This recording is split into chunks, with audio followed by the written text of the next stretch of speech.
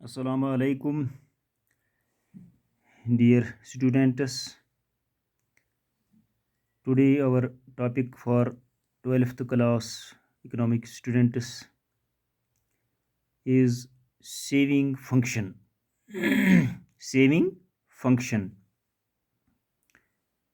or in other words, we say propensity to save.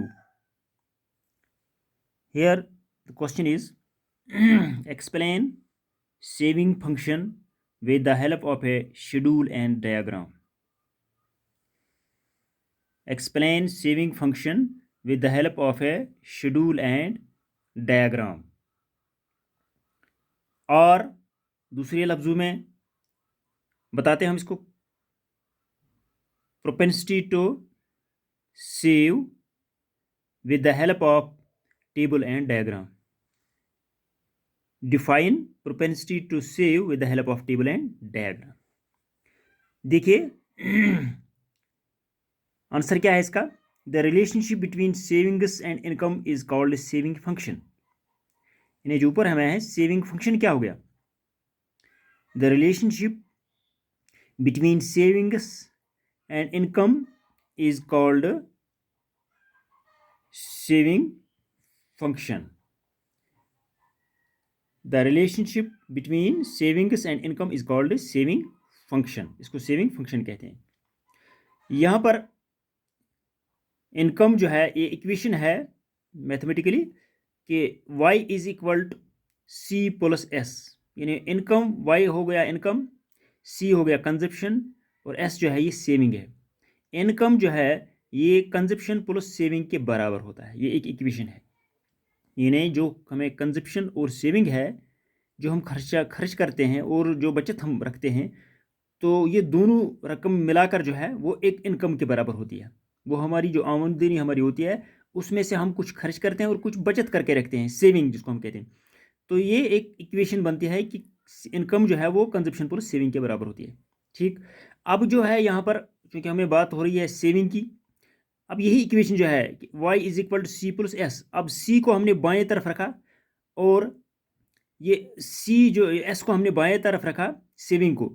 अब ये जो c जो है ये माइनस होता है, डिडक्ट करते हैं, घटाते हैं किसी इनकम से, y माइनस सी. तो s जो है तो s किसके बराबर होता है फिर. अगर y जो है c प्लस एस के बराबर है तो यही इक्वेशन जो लेते हैं हम, s जो है वो बराबर है यानी y माइनस सी. यानी ये c कंजप्शन जो है उसको हम माइनस करते हैं, डिडक्ट करते हैं, घटाते हैं. तो अब जो है यहाँ पर c कंजप्शन जो है ये पहले भी हमने पढ़ा है कि कंजप्शन फंक्शन क्या है. कंजप्शन फंक्शन है वो रिलेशनशिप है बिटवीन कंजप्शन एंड सेविंग के दरमियान, जो कंजप्शन फंक्शन है. लेकिन यहाँ पर सेविंग फंक्शन है, ये relation between savings and income, relationship between savings and income को सेविंग फंक्शन कहते हैं. तो ये कंजप्शन जो है पहली इक्वेशन जो है यहाँ पर दी गई है, c is equal to A plus in small A plus B small B और y. c is equal to small A plus B Y. ये एक इक्वेशन है. अब इसके हिसाब से जो है हम क्या करते हैं कि सेविंग जो है इस c जो ऊपर जो दिया गया है, अब ये जो c दिया गया है ऊपर, इसमें से हम इसको सबस्टिट्यूट करते हैं, पुट करते हैं इस इक्वेशन में. s is equal to Y minus C जो है, इसमें हम इस c के बदले जो है a plus B Y substitute करते हैं. देखिए कैसे, y को y की जगह रखते हैं, माइनस c जो है, अब c को हम a minus a plus B Y, a plus B Y रखते हैं अंदर से, किसकी जगह, c की जगह. अब फिर यही सेविंग s जो है वो बन गया, y रह गया ऐसे ही माइनस, इस माइनस से a को भी हम ज़रब देते हैं और माइनस से प्लस बी वाई को भी ज़रब देते हैं. जैसा क्या बन गया, माइनस a माइनस और प्लस हो गया माइनस बी वाई, वो ये बन गया माइनस बी वाई. अब इसी को हम फिर क्या करते हैं, जो यहाँ पर बी वाई और y जो है, y और y, इसको हम y को हम कॉमन बाहर निकालते हैं, y को हम एक साइड में कॉमन बाहर पहले लिखते हैं माइनस a लिखा, ठीक, प्लस फिर ब्रैकेट छोड़ा और दाएं तरफ हमने इसको y निकाला और एक y की जगह 1 रह गया और माइनस दूसरी y की जगह b रह गया. तो y इन दोनों में से y जो है वो बाहर निकल गया. तो ये बन गया सेविंग फंक्शन जो है, सेविंग बन गया minus a plus 1 minus B into Y, यानी y जो है बाहर रह गया. ठीक. अब हम आगे बढ़ते हैं. जो s जो है हम देखेंगे कि s क्या है, s है सेविंग्स, एस है, दूसरे पेज पर हम आते हैं, एस जो है सेविंग्स के बराबर होता है, और माइनस ए जो इस इक्वेशन में है वो amount of savings done when there is zero level of when there is zero level of income, when there is zero level of income। तो ये जो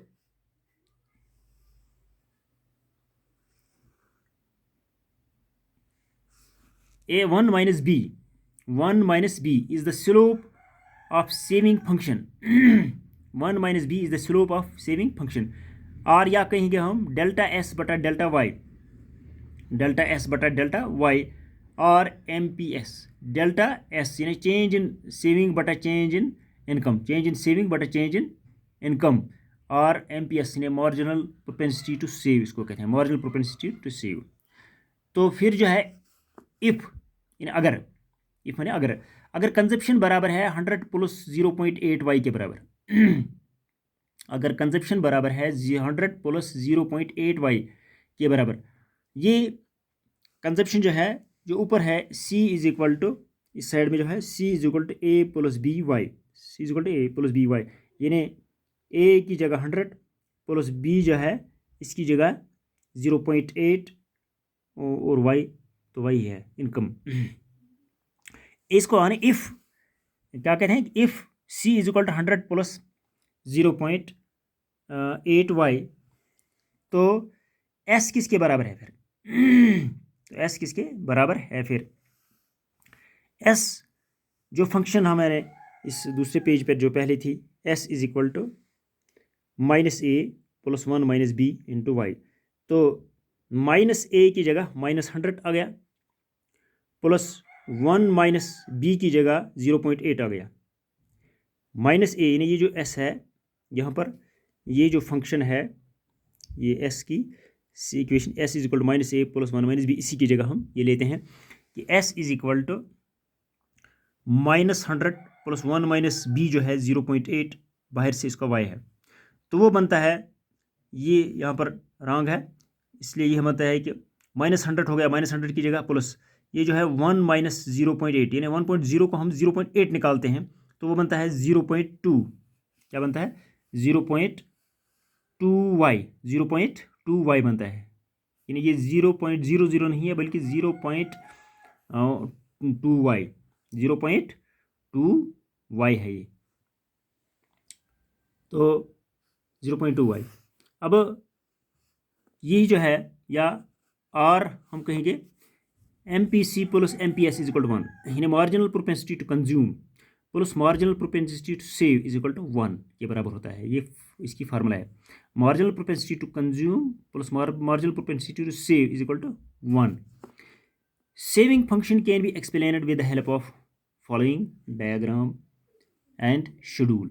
अब इसी जो हम सेविंग फंक्शन की बात कर रहे हैं यहाँ पर, तो इसको हम शेड्यूल और डायग्राम से यहाँ पर एक्सप्लेन करते हैं। देखिए शेड्यूल क्या है, शेड्यूल इसका पहला कॉलम जो है हम पर इनकम का है और दूसरा है फिर ये इनकम में चेंज इन इनकम लिखा है, दूसरा है चेंज इन इनकम यानी delta Y change in income क्या है, इनकम क्या है पहले 0 100 20 200 300 400 500 600 700। तो अब चेंज इन इनकम जो है हम पहले कहते हैं कि पहले क्या चेंज आ गया, 0 था इसलिए इसमें कुछ चेंज नहीं आ गया, ये 0 डैश रख दिया। अब दूसरा जो है 100 है, 0 के बाद 100 है तो चेंज यहाँ पर 100 आ गई, 100 के बाद 200 तो चेंज 100 आ गया, इसमें भी 200 के बाद 300 इसमें भी चेंज आ गया, इसलिए इस तरह 400 500 इसके 100 जो है इसमें चेंज आ गया। ठीक, ये तो इनकम था कॉलम है और ये चेंज इन इनकम है। अब कंजप्शन का कॉलम है, जैसा कि पहला कंजप्शन हम लेते हैं सी यानी कंजप्शन जो है खर्च क्या है 100 और उसके बाद 180 उसके बाद 260 340 420 500 580 660 ये कंजप्शन है। अब चेंज इन कंजप्शन हम कहें कि इस कंजप्शन में भी क्या चेंज आता है, तो पहले जो है इस 100 से पहले कुछ भी नहीं है तो इसमें चेंज कुछ नहीं आ गया, तो ये डैश है चेंज इन कंजप्शन। अब दूसरा जो है 180 से 100 निकालते हैं तो 80 इसकी चेंज आ गई, अच्छा 260 से 180 निकाला है तो 80 चेंज आ गई। 340 से 260 निकालते हैं हम तो 80 चेंज आता है। वो जितना इसमें हम निकालते हैं 80 इसमें बराबर हर जगह आता है। ये तो है, ये सेम रहता है, ये चेंज इन कंजप्शन।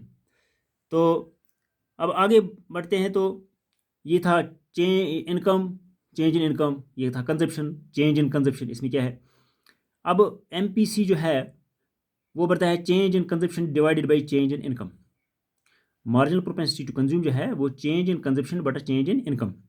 देखिए सबसे पहले में डैश है और यहाँ पर भी चेंज इन इनकम में भी डैश है, तो इसलिए डैश बटा डैश यहाँ कुछ नहीं रहता है, तो यहाँ भी डैश ही आ गया।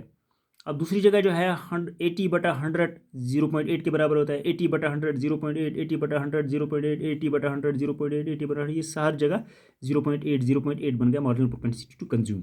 ठीक, अब इसके बाद हम एक देखेंगे सेविंग जो है, वो सेविंग कैसे आती है, वो इनकम माइनस कंजप्शन, वो इनकम माइनस कंजप्शन जो है सेविंग निकलती है हमें पर, सेविंग का column income minus consumption. Income जो है जैसा कि यहाँ पर पहले में ज़ीरो है और ये पहले में ज़ीरो है और दूसरे में डैश है, तो इसलिए यहाँ पर जो है इनकम जो है ज़ीरो है और इस कंजप्शन जो है वो 100 है, इसलिए 0 माइनस 100 हो गया -100, 0 माइनस 100 हो गया -100, ही पहले कॉलम में सेविंग आता है। ठीक, अब दूसरा में जो है इनकम में 100 है और इसमें जो है 100 माइनस 80, 100 माइनस 80, 100 माइनस 80 यानी इनकम माइनस ये जो है कंजप्शन है। 100 माइनस 80 वो माइनस यानी 100 माइनस 180, 100 माइनस 180 से यानी वो -80 बनता है। ठीक, फिर है 200 माइनस 260, वो बनता है -60। फिर इसी तरीके से 400, तो यहाँ 340 जो है ये बनता है -40। इसी तरीके से 400 माइनस 420 जो है ये बन गया -20। सिर्फ 500 माइनस 500 ये बन गया 0। यहाँ पर इक्वल और कंजप्शन बराबर है, 500 और -500 तो ये बन गया 0। इसी तरीके से जो है 600 माइनस 580 जो है ये सेविंग में क्या बन गया 20, और इसी तरीके से दूसरे का जो 40 बन गया सेविंग। अब चेंज इन सेविंग जो है, चेंज इन सेविंग, अब सेविंग में चेंज क्या आ गया, जैसा कि पहले हम देखते हैं -100 है तो उसके बाद 80 है, तो जब हम इससे पहले देखते हैं चेंज डैश, और 100 में से जब 80 ये 20 निकलता है, 80 में से 60 जब निकलते हैं तो 20 निकलता है, 60 में से 40 जब 20 निकलता है, 20 से 0, तो ये 20 इसका चेंज इन सेविंग आ गए। इस कॉलम में चेंज जो है 20 के हिसाब से आते हैं। अब लास्ट का है marginal propensity to save, marginal propensity to save.